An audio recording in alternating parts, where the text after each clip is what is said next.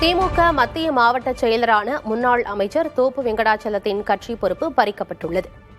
இதுகுறித்து ஈரோடு மாவட்டம் பெருந்துறையில் செய்தியாளர்களிடம் பேசிய அவர், ஆட்சியில் இருந்தபோது உட்கட்சியினரே வெற்றி பெறக்கூடாது என நினைத்ததால்தான் திமுக ஆட்சியை இழந்ததாக தெரிவித்தார்.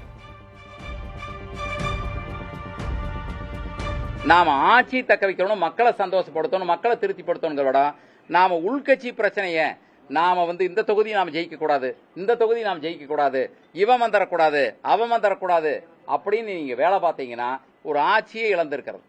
ஒரு ஆட்சி இன்றைக்கு இழந்து நிற்கிறது. ஆக அதற்கு காரணத்தை மாண்புமிகு தளபதி அவர்கள் தான் ஆராய வேண்டும். தலைமைக்கு நான் ஒரு நெருக்கடி தரக்கூடாது என்கிற காரணத்தினாலே தான் நான் இங்கிருந்து எல்லாரும் இங்கிருந்த நிர்வாகிகள்லாம் அந்தந்த பகுதியில் கிட்டத்தட்ட எனக்கு 200 எத்தனை பேர் கொடுத்துருப்பாங்க, ஒரு 200-300 பேர் எனக்கு லெட்டர் கொடுத்துருக்காங்க. என்ன தோல்விக்கு காரணம் என்கிற லெட்டர் என்கிட்ட கொடுத்துருக்காங்க. ஆனால் அந்த லெட்டர் நான் கூட கொடுக்கல, நான் தளபதியிட்டு கொடுக்கல. இன்னைக்கு இருக்கிற சூழ்நிலையில நம்ம குற்றச்சாட்டுக்கு போகக்கூடாது, நம்ம சண்டையெல்லாம் அங்கே வேண்டாம் அப்படின்னு சொல்லி நான் தான் தடுத்திருந்தேன். தேசிய இனங்களுக்கிடையே ஒருமையை வெல்லாமல் எப்படி தேச ஒற்றுமையை உருவாக்க முடியும் என நாம் தமிழர் கட்சியின் தலைமை ஒருங்கிணைப்பாளர் சீமான் கேள்வி எழுப்பினார். புதிய தமிழகம் கட்சி ஒருங்கிணைத்த அனைத்துக் கட்சி கூட்டத்தில் பேசிய அவர், கரிகாலன் கல்லணை கட்டிய போது கர்நாடகாவோ கன்னட மொழியோ கிடையாது என்றும், கல்லணை என்பது அணை அல்ல தடுப்பணையே என்றும் பேசினார். நம்ம பாட்டன் கல்லணை கட்டும்போது, கரிகாலன் கட்டும்போது அணை கர்நாடகா கன்னடங்கிற மொழியே கிடையாது, அணையே கட்டக்கூடாது. அதுதான் நம்மளுடைய மரபு. நம்முடைய பாட்டன் கட்டியது கல்லணை அணை கிடையாது, தடுப்பணை தான். அது தடுத்து தேங்கி ஓவர்ஃப்ளோ அப்படி மேலே ஏறி போயிடும். தடுப்பணை தான் கட்டணும். அவன் கட்டி வச்சுக்கிட்டு தண்ணி தரம் பக்கத்தாக்குறைக்கு மேகதாட்டில் அணையை கட்டுவேங்கிறான். அது இந்த விவாதமே வந்திருக்க கூடாது. இந்தியாவை யார் ஆண்டாலும் காங்கிரஸோ அல்லது பாரதிய ஜனதாவோ தேசிய இனங்களுக்கு இடையிலே ஒருமையை இல்லாமல் எப்படி தேச ஒற்றுமையை உருவாக்குவ? காவிரி விவகாரத்தில் இளைஞர்கள் பொதுமக்களை ஒன்று திரட்டி வலுவான போராட்டத்தை முன்னெடுக்க வேண்டும் என்று இந்திய ஜனநாயக கட்சியின் தலைவர் ரவி பச்சமுத்து கூறினார். புதிய தமிழகம் கட்சித் தலைவர் டாக்டர் கிருஷ்ணசாமி ஒருங்கிணைத்த அனைத்துக் கட்சிகள் கூட்டத்தில் கலந்து கொண்டு பேசிய அவர், காங்கிரஸ் ஆதரவுடன் தாவேக ஆட்சி செய்வதால் அவர்கள் போராட்டத்தை முன்னெடுப்பார்கள் என்று நினைப்பது தவறு என்றும் கூறினார். என்னை பொறுத்தவரை பொறுத்தது போதும் பொங்கி எழு. நம்ம இந்த நேரத்தில் ஒன்று சேரலன்னா எந்த நேரத்திலையும் ஒன்று சேர முடியாது. டிவிக்கு ஆட்சி செய்கின்றது, அவர்களுக்கு காங்கிரஸ் துணை நிற்கின்றது. இந்த நேரத்தில் அவங்க முன்னெடுப்பாங்கன்னு நினைக்கிறது நம்மளுடைய தவறு. இளைஞர்களை ஒன்று திரட்டி மக்களுக்கு விழிப்புணர்வை ஏற்படுத்தி நம்ம ஸ்ட்ராங்காக கையில் எடுக்கணும். மாமல்லபுரத்தில் மக்களவை எதிர்க்கட்சித் தலைவர் ராகுல் காந்தி பங்கேற்க வந்த நிகழ்ச்சிக்கு அழைத்து வரப்பட்ட பெண்கள் வாக்குவாதத்தில் ஈடுபட்டதால் பரபரப்பு ஏற்பட்டது. திருக்கழுக்குன்றம் பகுதியிலிருந்து அழைத்து வரப்பட்ட பெண்களுக்கு முறையான அடையாள அட்டை இல்லை என கூறி அதிகாரிகள் உள்ளே அனுமதிக்கவில்லை என கூறப்படுகிறது. மேலும் பணம் தருவதாக கூறி அழைத்து வந்துவிட்டு பணமும் வழங்காமல் திருப்பி அனுப்பியதாக கூறி அப்பெண்கள் காங்கிரஸ் கட்சியினருடன் வாக்குவாதத்தில் ஈடுபட்டனர். இதனால் அந்த பகுதியில் பரபரப்பு ஏற்பட்டது.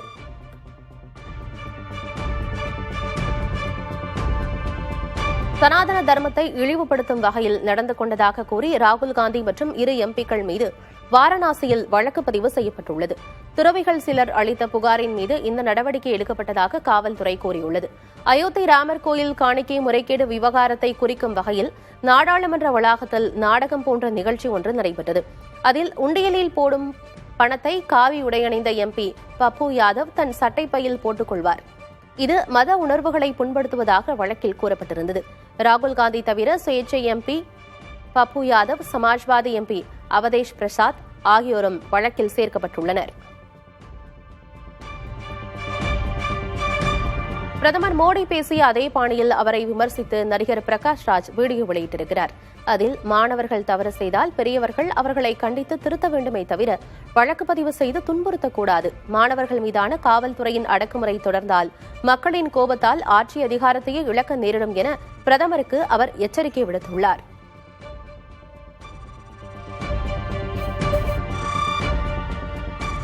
தமிழகத்திற்கு தண்ணீர் திறக்க காவிரி மேலாண்மை ஆணையம் உத்தரவிட்டிருந்த நிலையில் கபினி அணையிலிருந்து வினாடிக்கு 10,000 கன அடி உபரி நீர் திறந்துவிடப்பட்டுள்ளது. கேரளத்தில் பெய்து வரும் கனமழையால் கபினி அணைக்கான நீர்வரத்து வினாடிக்கு 15,500 கன அடியாக உயர்ந்துள்ளது. இதையடுத்து அணை நிரம்பி வருவதால் அதன் பாதுகாப்பு நலன் கருதி தமிழகத்திற்கு உபரி நீர் திறந்துவிடப்பட்டு வருகிறது. அதன்படி வினாடிக்கு 10,000 கன அடி உபரி நீர் திறக்கப்பட்டுள்ளது. ஆற்றங்கரையோரம் வசிக்கும் மக்கள் பாதுகாப்பாகவும் எச்சரிக்கையாகவும் இருக்க அறிவுறுத்தப்பட்டுள்ளது.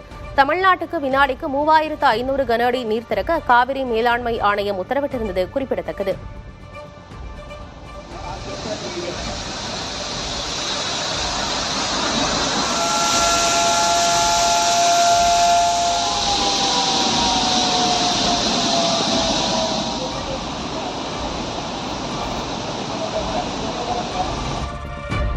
மேகதாது அணை விவகாரத்தில் அனைத்துக் கட்சி கூட்டத்தை கூட்ட முடியுமா முடியாதா என முன்னாள் முதல்வரும் திமுக தலைவருமான மு.க.ஸ்டாலின் முதல்வர் விஜயிடம் கேள்வி எழுப்பியுள்ளார். கர்நாடகாவுடன் பேச்சுவார்த்தை நடத்துவது பயனளிக்காது என்ற எச்சரிக்கையை மீறி செயல்பட்ட தமிழக முதல்வர் விஜய் தற்போது தனிமைப்பட்டு நிற்பதாக அவர் விமர்சித்துள்ளார்.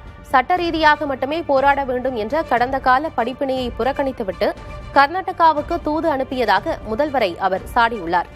கர்நாடகா பேச்சுவார்த்தைக்கு மறுப்பு தெரிவித்துள்ளதோடு அனைத்துக் கட்சி கூட்டத்தை கூட்டி ஒற்றுமையை வெளிப்படுத்தியுள்ளதையும் ஸ்டாலின் சுட்டிக்காட்டியுள்ளார்.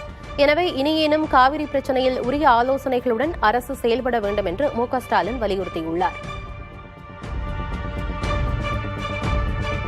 காவிரியிலிருந்து உடனடியாக தண்ணீர் திறந்துவிடக் கோரி திமுக சார்பில் உச்சநீதிமன்றத்தில் மனு தாக்கல் செய்யப்பட்டது. கர்நாடக அரசு வினாடிக்கு 3,500 கன அடி நீர் திறக்க வேண்டும் என்ற காவிரி நீர் மேலாண்மை ஆணையத்தின் உத்தரவை நடைமுறைப்படுத்த தவறியதால் டெல்டா மாவட்ட விவசாயிகள் கடுமையாக பாதிக்கப்பட்டுள்ளதாக அந்த மனுவில் தெரிவிக்கப்பட்டுள்ளது.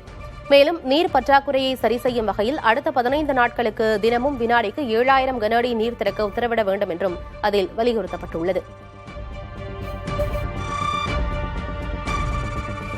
ஒடிஷாவில் தொடர் கனமழையால் ஹிராகுட் அணை நிரம்பியதை அடுத்து உபரி நீர் 22 மதகுகள் வழியாக திறக்கப்பட்டதால் மகாநதி ஆற்றில் வெள்ளம் பெருக்கெடுத்துள்ளது. ஒடிஷாவில் தொடர் கனமழை காரணமாக அங்குள்ள ஹிராகுட் அணை நிரம்பி வழிந்தது. இதையடுத்து 22 மதகுகள் வழியாக உபரி நீர் மகாநதி ஆற்றில் திறக்கப்பட்டுள்ளது. இதனால் ஆற்றின் கரையோரம் தாழ்வான பகுதிகளில் வசிக்கும் குடியிருப்புகளை வெள்ள நீர் சூழ்ந்துள்ளது. ஒடிஷாவில் தொடர் கனமழையால் 20 மாவட்டங்களில் 8 லட்சத்திற்கும் அதிகமான மக்கள் கடுமையாக பாதிக்கப்பட்டுள்ளனர்.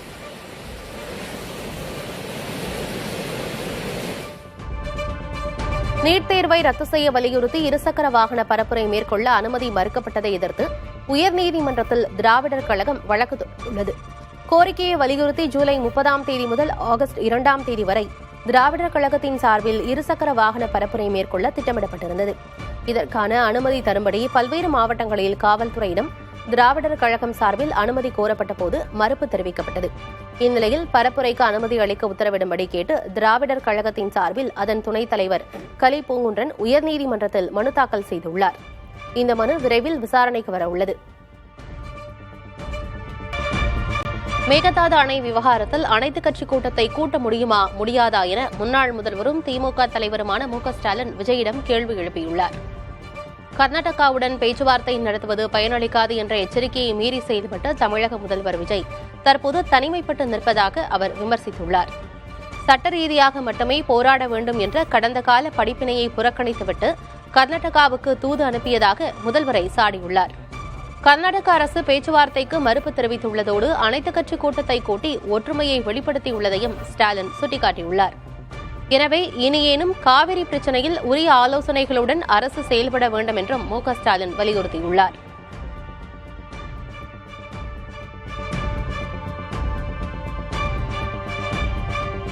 தொகுதி மறுவரையறையை ஆதரிப்பவர்கள் எட்டப்பர்கள் என்றும் துரோகிகள் என்றும் மக்களவை எதிர்க்கட்சித் தலைவர் ராகுல் காந்தி விமர்சித்தார்.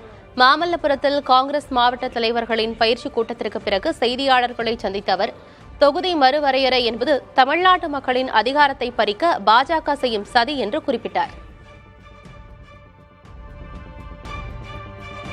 Delimitation is designed to disenfranchise, to take away power from the people of Tamil Nadu. This is a BJP conspiracy. There was a historical character in Tamil Nadu called Attappan.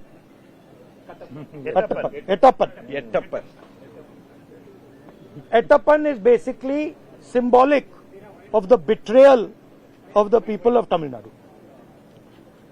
Anybody who supports delimitation is betraying Tamil Nadu. NEET தேர்வை ரத்து செய்ய வலியுறுத்தி இருசக்கர வாகன பரப்புரை மேற்கொள்ள அனுமதி மறுக்கப்பட்டதை எதிர்த்து உயர்நீதிமன்றத்தில் திராவிடர் கழகம் வழக்கு தொடுத்துள்ளது.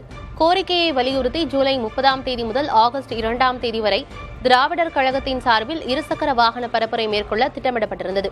இதற்கான அனுமதி தரும்படி பல்வேறு மாவட்டங்களில் காவல்துறையிடம் அக்கட்சியினர் சார்பில் அனுமதி கோரப்பட்ட போது மறுப்பு தெரிவிக்கப்பட்டது. இந்நிலையில் பரப்புரைக்கு அனுமதி அளிக்க உத்தரவிடும்படி கேட்டு திராவிடர் கழகத்தின் சார்பில் அதன் துணைத் தலைவர் கலி பூங்குன்றன் உயர்நீதிமன்றத்தில் மனு தாக்கல் செய்துள்ளார். இந்த மனு விரைவில் விசாரணைக்கு வர உள்ளது. மதுரை மாவட்டம் உசிலம்பட்டி தாவேக எம்எல்ஏ ஐயப்பன் பொதுமக்களை நேரில் சந்தித்து குறைகளை கேட்டதற்கு தனிப்பட்ட காவல் பாதுகாப்பு வழங்க கோரி மாவட்ட காவல் கண்காணிப்பாளரிடம் மனு அளித்துள்ளார். தான் தொகுதி முழுவதும் சென்று குறைகளை கேட்கும்போது அரசியல் காழ்ப்புணர்ச்சி மற்றும் முன்விரோதம் காரணமாக சிலர் இடையூறு ஏற்படுத்த முயற்சிப்பதாகவும் தனது உயிருக்கு அச்சுறுத்தல் உள்ளதால் பாதுகாப்பு வழங்க வேண்டும் எனவும் அந்த மனுவில் அவர் குறிப்பிட்டிருக்கிறார்.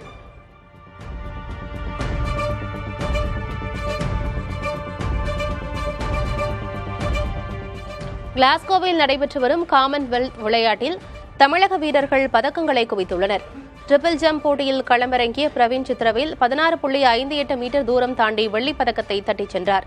இதே பிரிவில் களம் கண்ட மற்றொரு வீரரான செல்வப்பிரபு 16.52 மீட்டர் தூரம் தாண்டி வெண்கலப் பதக்கம் வென்றார். இதில் ஜமைக்கா வீரரான ஜோர்டான் ஸ்காட் 16.72 மீட்டர் தூரம் தாண்டி முதலிடம் பிடித்தார்.